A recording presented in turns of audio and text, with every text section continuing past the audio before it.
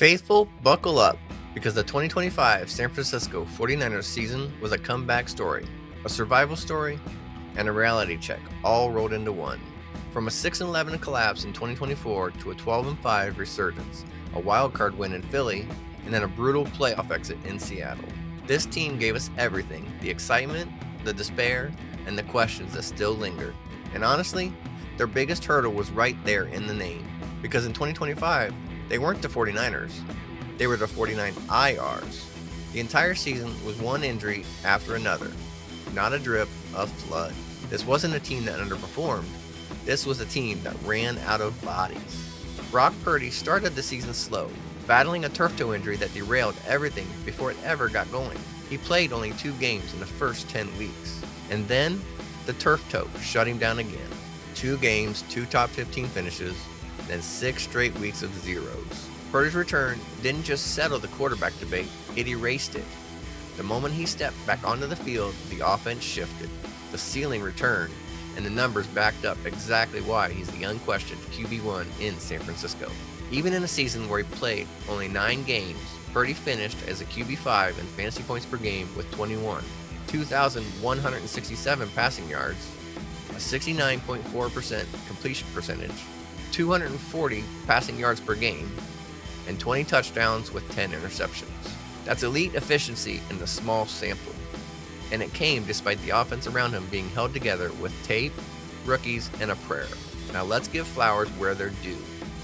Christian McCaffrey's 2025 season wasn't just elite, it was historic, healthy, and fantasy dominant.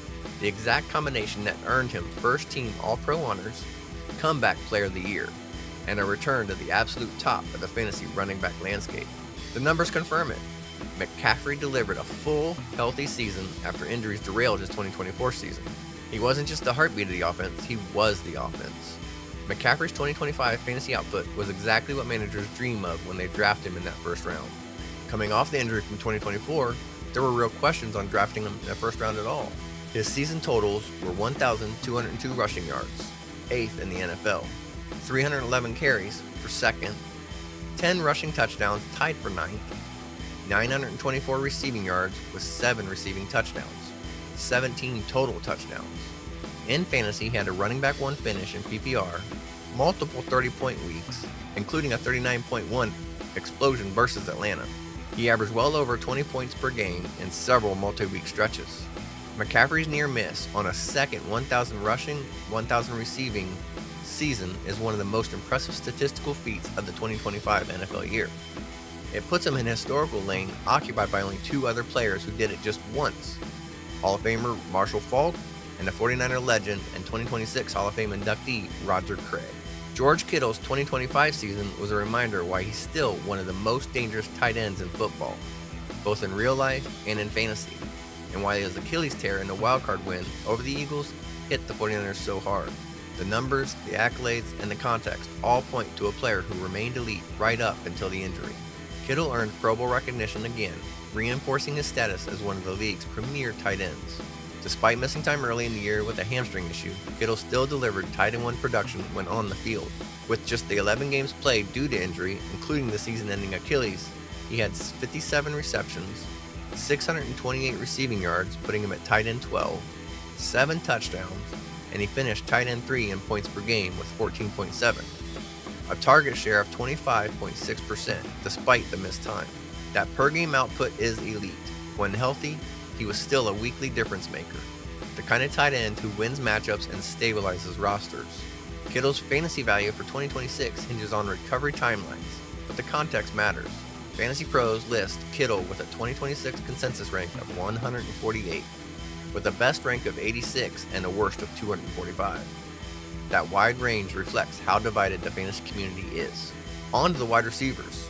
Jennings finished the 2025 season with 174 fantasy points, ranking wide receiver 39 overall and averaging 11.6 fantasy points per game, just 643 yards receiving on 55 catches. That profile matters because 11 plus PPR points per game is fringe wide receiver 3 territory in most formats. He scored 9 touchdowns, giving him weekly spike potential, and he handled 86 targets. In a season with no Aiyuk, and Pearsall couldn't stay on the field, Jennings became the de facto volume stabilizer for the receivers. He wasn't a glamorous play, but he was absolutely a plug-and-play necessity during the injury stretches and a matchup-dependent wide receiver 3 the rest of the way. Pearsall was meant to be the guy who kept linebackers moving with motion, widened zones with speed and leverage, would give Purdy clean timing windows, and he prevented the offense from becoming static or predictable. Instead, 2025 became a season where every time Pearsall flashed, something pulled him back. Every missed week forced Shanahan to shrink the playbook, every re-aggravation killed continuity with Brock, every absence made the offense more predictable and easier to defend. The numbers tell the story. 9 games played, 33 receptions, 528 yards, and 0 touchdowns. 0 for a first-round pick in a Shanahan offense. Fantasy managers didn't just miss on that value. They got nothing close to what they drafted him for. Brandon Aiyuk entered 2025 carrying the weight of 2 things at once: the recovery from a torn ACL MCL, and the responsibility of being the unquestioned wide receiver 1 in a system that depends on precision, timing, and trust. The 49ers paid him like a wide receiver 1, they planned around him like a wide receiver 1, and they needed him to be the wide receiver 1. But instead of returning as the explosive, reliable, chain-moving force, Aiyuk's season became defined by something else entirely: absence. The harsh truth? The only time Aiyuk was seen anywhere near a football in 2025 was when he was posting a video of himself driving over 100 miles per hour in a 40 mile per hour zone near Levi Stadium. That clip became the symbol of his season: reckless, disconnected, and nowhere close to the field. The fixes are straightforward: invest in the offensive line, add defensive depth, find another playmaker, a true wide receiver slot weapon who wins consistently, and finish drives because the red zone stalls cost them games. The roster's still elite, the window is still open, and the path back to contention is right there. The question is whether Shanahan and this front office will finally make the moves that let this team finish.